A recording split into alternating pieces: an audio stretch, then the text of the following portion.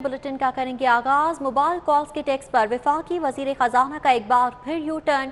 हुकूमत ने mobile calls पर फिर 75 पैसे टैक्स आयद कर दिया। जी बिल्कुल, हुकूमत ने बजट में मोबाइल कॉल्स पर टैक्स लगाया, फिर वापस लिया और अब फिर लगा दिया। कॉल 5 मिनट से ज़्यादा चलने पर 75 पैसे टैक्स देना होगा।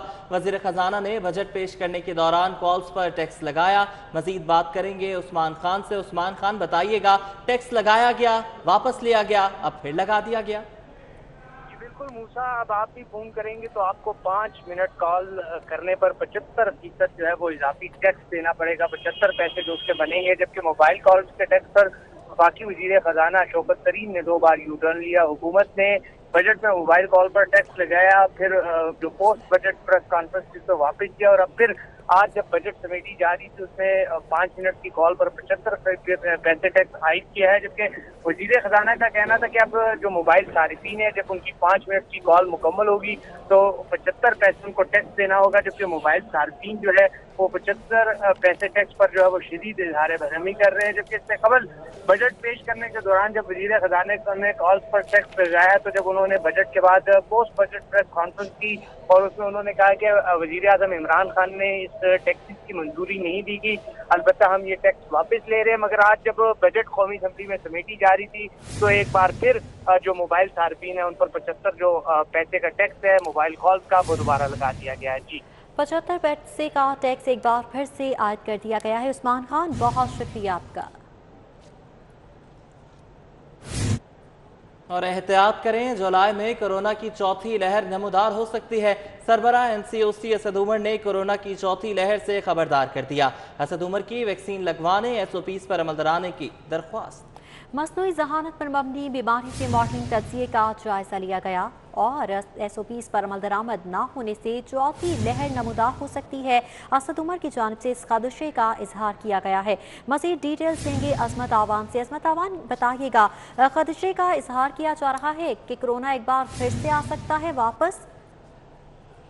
जी बिल्कुल, असद उमर ने एक बार फिर से तमाम शहरियों को खबरदार कर दिया है कि जो कोरोना की जो चौथी लहर है वो जुलाई के आखिर में आ सकती है। और सरबराह NCOC असद उमर ने अपने ऑफिशियल ट्विटर अकाउंट पर ट्वीट जारी किया। उस पैगाम में यही कहा कि जो कोरोना की चौथी लहर के बारे में तमाम जो नाज़रीन हमारे सुनने को खबरदार किया है। तो जुलाई में जो कोरोना की चौथी लहर है वो नमूदार हो सकती है, यह सरबराह NCOC असद उमर ने ट्वीट में कहा है। जबकि उन्होंने मज़ीद यही कहना था कि जो शहरी हैं वो ज़्यादा से ज़्यादा वैक्सीन लगवाएं और SOPs पर अमल दरामद करें। और उनका ट्वीट में मज़ीद यही कहना था कि NCOC में आज मसनूई जहानत पर मबनी मबानियों के मॉडलिंग तजर्बे का जायजा लिया गया और सख्त SOP अमल दरामद और मुस्तहकम वैक्सीन प्रोग्राम की अदम मौजूदगी में जुलाई में पाकिस्तान में चौथी लहर नमूदार हो सकती है। इस पर उन्होंने तमाम शहरियों से दरख्वास्त की है वो SOPs की पैरवी करें और जल्द से जल्द खुद को वैक्सीन लगवाएं। जी, बहुत शुक्रिया आजमत, आप हमें अपडेट कर रहे थे। वैक्सीनेशन के लिए दरबदर की ठोकरें खाने वाले ओवरसीज पाकिस्तानियों के लिए बड़ी खबर है। ओवरसीज पाकिस्तानियों के लिए एस्ट्राजेनेका की 10 लाख खुराकों का बंदोबस्त कर लिया गया। जी बिल्कुल, 4 लाख डोजेज 28 और 29 जून तक महकमा सेहत को फराहम कर दी जाएंगी। अहम खबर है, अच्छी खबर है, ओवरसीज पाकिस्तानियों के लिए एस्ट्राजेनेका की 10 लाख खुराकों का बंदोबस्त हो गया है। बात करेंगे राव दिलशाद हुसैन से। राव दिलशाद हुसैन, अपडेट कीजिएगा इस हवाले से। बिल्कुल, चूंकि गुज़िश्ता एक हफ्ता से जो ओवरसीज पाकिस्तानीज हैं, जिनमें सऊदी अरब, खलीजी ममालिक, यूरोपीय ममालिक और कनाडा जाने वाले जो ओवरसीज पाकिस्तानी थे, उनके लिए खासी मुश्किलात का जो है वो वक्त था। क्योंकि जब भी पहुंचते थे जहां से भी एक्सपो वैक्सीनेशन सेंटर या किसी भी वैक्सीनेशन सेंटर में पहुंचते थे, पासपोर्ट्स और वीजे लेकर, अपने अकामे लेकर, लेकिन वैक्सीन जो है वो एस्ट्राजेनेका जो कि मतलूबा वैक्सीन है वो दस्तयाब नहीं होती थी। ताहम अब आपको ये बताएं कि उनके लिए अब ये बड़ी खबर है और अच्छी खबर भी है यकीनन। तो ओवरसीज पाकिस्तानियों के लिए फिलहाल एस्ट्राजेनेका की 10 लाख खुराकों का बंदोबस्त जो है वो कर लिया गया है। 10 लाख डोजेज 27 जून को वफाकी हुकूमत को मौसूल होंगी, जबकि 28 और 29 जून को पंजाब हुकूमत को कोटे के मुताबिक 4,50,000 डोजेज जो है वो फराहम कर दी जाएंगी। ज़राए ने कन्फर्म किया है کہ 28 اور 29 کو لاہور کے ویکسینیشن سینٹرز میں جو ایسٹرازینیکا ہے وہ دستیاب ہوگی، جبکہ پنجاب حکومت کو سائنو فارم کی 4 لاکھ ڈوزز بھی فراہم کر دی گئی ہیں۔ آپ کو بتائیں کہ محکمہ صحت کے پاس سائنو ویک کا 13 لاکھ خوراکوں پر مشتمل اسٹاک جو ہے وہ موجود ہے۔ جی ٹھیک ہے، راؤت ارشاد حسین، بہت شکریہ آپ کا۔ اور ابھی آپ کو بتائیں کہ chief justice Lahore high court Muhammad Qasim Khan کے اعزاز میں ظہرانے کی تقریب نامزد chief justice Lahore high court Muhammad Amir Bhatti خطاب کر رہے ہیں۔ چلانا جو ہے وہ کتنا مشکل ہوتا ہے وداؤٹ فنڈس، اور ہمارے انڈیپینڈنٹ فنڈس ہوتے نہیں ہیں۔ اور میں نے ایک دفعہ تجویز دی تھی when I was general secretary high court bar Multan, تو اس وقت بھی منسٹر جو فائنانس منسٹر تھے، لا منسٹر تھے، وہ بشارت صاحب ہی تھے جو آج کل ہمارے لا منسٹر ہیں، تو وہ ملتان آئے تھے۔ تو میں نے انہیں کہا تھا کہ آپ مہربانی کریں تمام بار ایسوسیشنز کے لیے فنڈس جتنے بھی ہیں ان کو آپ ایک ہینڈس اپ اماؤنٹ جو ان کی ڈٹرمن کر کے اس کو بجٹ میں اپروو کروائیں اور فار ایور اس سلسلے کو مسئلے کو حل کریں تاکہ بار ایسوسیشن انڈیپینڈنٹ کام کر سکے۔ لیکن نامزد chief justice Lahore high court Muhammad Amir Bhatti تقریب سے خطاب کر رہے ہیں۔ آپ کو ایک مرتبہ پھر خوش آمدید کہیں گے۔ آپ کو بتاتے چلیں کہ chief justice Lahore high court Muhammad Qasim Khan کے اعزاز میں ظہرانہ دیا جا رہا ہے۔ نامزد chief justice Lahore high court Muhammad Amir Bhatti کا خطاب شروع ہو گیا ہے۔ اور عہدیداران، چند بار ایسوسیشنز کے جنہیں میں یہاں دیکھ رہا ہوں، نسوانہ صاحب سے نہیں ڈرنا میں نے کہ میں ان کا نام لوں، اور ہماری ایک محترم بہن ممبر وہ بھی یہاں موجود ہیں۔ میں آپ سب لوگوں کا انتہائی ممنون اور مشکور ہوں کہ آپ اس شدید گرمی کی شدت میں دور دراز سے سفر کر کے یہاں تشریف لائے اور مجھے عزت بخشی۔ آپ کی یہ تقریب جو میرے لیے باعث عزت افزائی ہے، یہ مجھے تا دم زیست یاد رہے گی۔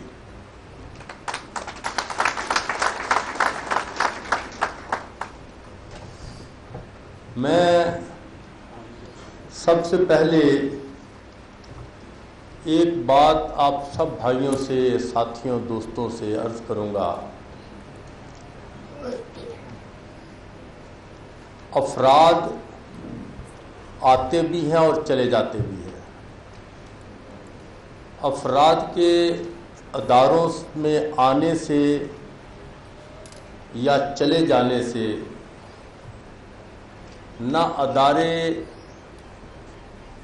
مضبوط ہوتے ہیں نہ کمزور ہوتے ہیں۔ ہماری اور آپ کی اجتماعی کوشش یہ ہونی چاہیے کہ ہم اداروں کو مضبوط کریں، اور ادارے اس وقت مضبوط ہوں گے جب ہم اداروں کی روایات کو مضبوطی سے پکڑ کر رکھیں گے، اور اداروں کی جو مضبوطی ہے وہی قوم اور ملک کی ترقی کی نشانی ہے۔ ہمارے اس ادارے کی مضبوطی کے لیے سب سے اہم امر جو ہے وہ یہ ہے کہ وہ جو لیٹیگینٹ جو بہت اہم ہمارا پارٹ اینڈ پارسل ہے، جس کے لیے آپ بھی کام کرتے ہیں اور ہم بھی کام کرتے ہیں، وہ غریب، مجبور، مظلوم، مقہور، دبے ہوئے، پیسے ہوئے، اپنے حقوق کے حصول کے لیے، اپنے رائٹس کی داد رسی کے لیے آپ کے ذریعے ہمارے پاس آتے ہیں۔ ہم اور آپ مل جل کر ان کو تیزی کے ساتھ انصاف مہیا کریں۔ یہ اگر ہم اس کام کو کرتے رہیں گے اور اس میں مزید بہتری پیدا کرتے رہیں گے تو یہی ہمارے ادارے کی ایک مضبوطی کی نشانی ہوگی اور یہی ہماری اور آپ کی جو ہے وہ بنیادی ذمہ داری ہے۔ اس لیے یہ ذہن میں رکھیے کہ ہم نے اداروں کو مضبوط کرنا ہے اور اداروں کی مضبوطی کے ساتھ اس ملک کا استحکام وابستہ ہے۔ دوسری بات، ہم نے اور آپ نے رول آف لا کے لیے کام کرنا ہے، سپرمیسی آف لا کے لیے کام کرنا ہے، اور اس کے لیے بھی یہ ضروری ہے کہ ہر ادارہ اور ہر فرد اپنے دائرہ اختیار میں رہے، اپنی لمٹ سے باہر نہ جائے۔ جب ہم اور آپ اپنے دائرہ اختیار کے اندر رہیں گے تو پھر یہ سوسائٹی افراط و تفریط کا شکار نہیں ہوگی، یہ ٹوٹ پھوٹ کا شکار نہیں ہوگی، بلکہ یہ مضبوط اور مستحکم سوسائٹی کے طور پر ابھر کر سامنے آئے گی۔ دوسرا اہم اصول سپرمیسی آف لا کے حوالے سے جو آپ کی اور ہماری ذمہ داری ہے وہ یہ ہے کہ ہم میں سے کوئی آدمی اپنا دائرہ اختیار سے باہر نہ نکلے، اپنی حدود و قیود کے اندر رہ کر کام کرے۔ Chief justice Lahore high court Muhammad Qasim Khan تقریب سے خطاب کر رہے ہیں۔ ایل ڈی اے میں دوہرے معیار کی تاریخ ساز مثال قائم کر دی گئی۔ شہر میں سینکڑوں غیر قانونی تعمیرات اور کرپشن کی شکایات، انکوائریاں اور اینٹی کرپشن کے مقدمات کو نظر انداز کر دیا گیا۔ مزید تفصیلات لیں گے در نایاب سے۔ در نایاب بتائیے گا۔